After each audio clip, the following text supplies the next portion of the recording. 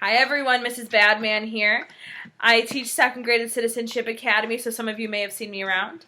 But today we are going to read chapter 11 of The Chocolate Touch together. Now, we have read a lot of different chapters, and there have been some pretty crazy stories of John Midas. And I cannot wait to see how this book ends and what happens with it. Now again, we have one more chapter after this one, so let's get started with chapter 11 together.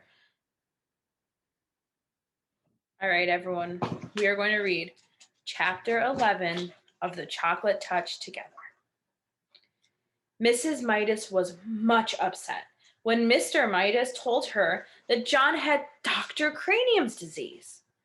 He said it was chocolatitis, Mr. Midas explained, a worried frown on his face. But he is calling it Cranium's disease because it was his discovery. Dr. Cranium didn't do it, John said. It's magic. It all started after I ate that chocolate.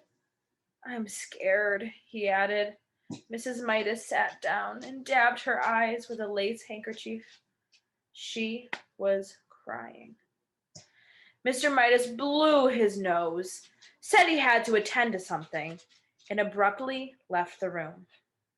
John had been so busy feeling sorry for himself that he had not realized how his mother and father would feel about his chocolate disease. Never mind, Mother, he said, putting his arm around her shoulders. It's all right.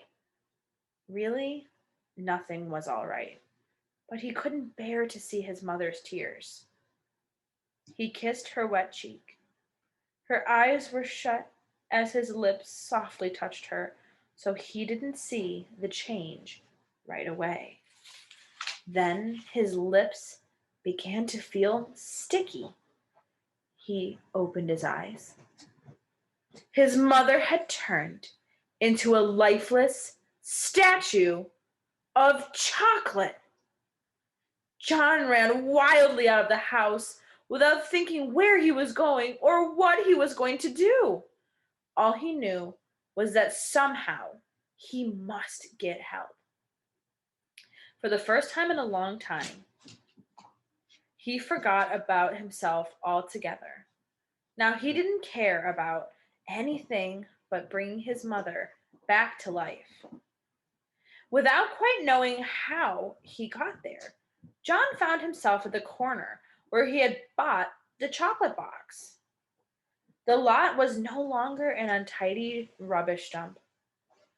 The neat red brick building with two show windows was exactly where it had been in the first place.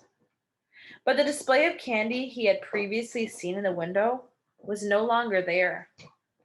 In one window, John saw a chocolate trumpet, a chocolate pencil, and a silver dollar with a piece bitten out of it.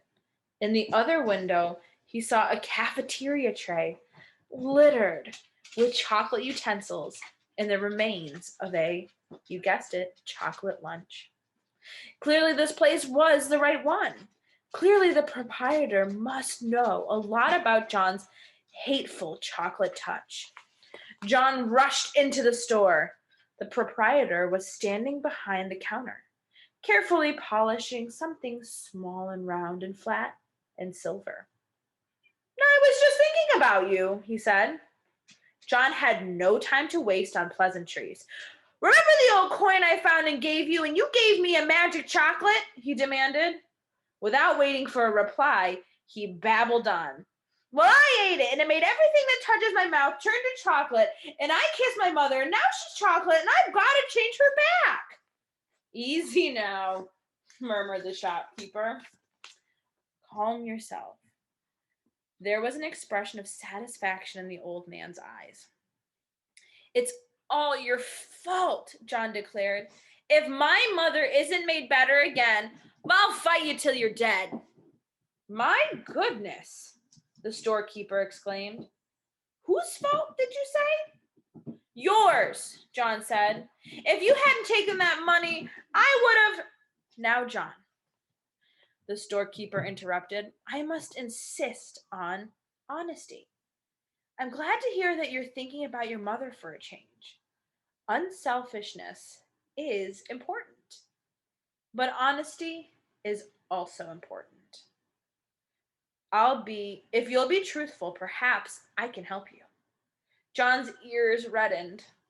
It was becoming unmistakably evident to him that he had only himself to blame for all his unhappiness. He looked straight into the storekeeper's eyes. I'll do anything. I'll work for you all my life for nothing if you turn my mother back. I want to make sure I showed you guys this picture on the page before. Do you notice that in the window we have the chocolate trumpet that they were talking about and all of the other things that he had turned into chocolate? All right, let's keep reading on the next page. You can turn me to chocolate instead if you want. The storekeeper apparently ignored John's offers. You were right, John, he said, when you guessed that I had something to do with your acquiring the chocolate touch. But you yourself earned the coin that bought the chocolate touch. Only greedy people can even see that kind of money. Dr. Cranium was right up to a point. I suppose that one could say that you had chocolatitis, but it was just an outward sign of selfishness. My mother, John reminded the storekeeper frantically. My mother's turned to chocolate. Do something about it. Oh, please do something about it. I'm glad that you are concerned, the storekeeper commented unhurriedly. Part of your cure is to be concerned about other people. You have been so greedy that you didn't care what happened to other people. Oh, I know, John admitted woefully. But please decide about me later and please make my mother better now. Well, John, the storekeeper said, if you had to choose between getting rid of your chocolate touch and restoring your mother to life, which would it be? For one moment, John couldn't help imagining a future of all chocolate meals. The thought was terrible.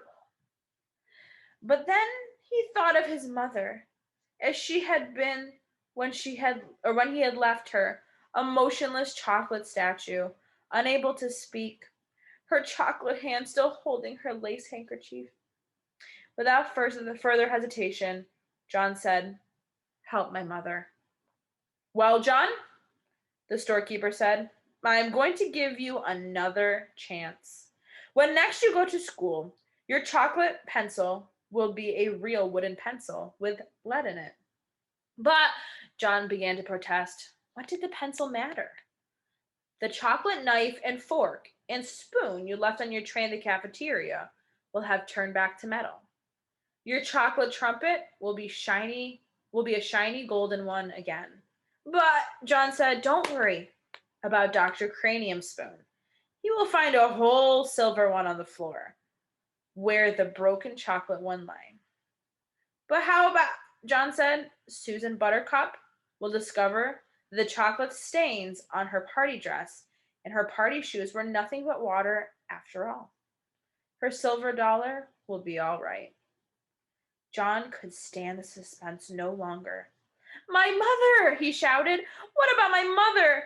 Will she be all right? The storekeeper smiled. Why don't you run along home and find out, he suggested. John turned without even saying goodbye and ran out of the store.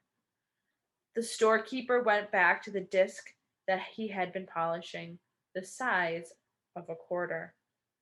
It had to be polished smooth, ready for a new set of initials in case the need for them should arise. All right, guys, thanks for reading chapter 11 with me today. Have a wonderful day.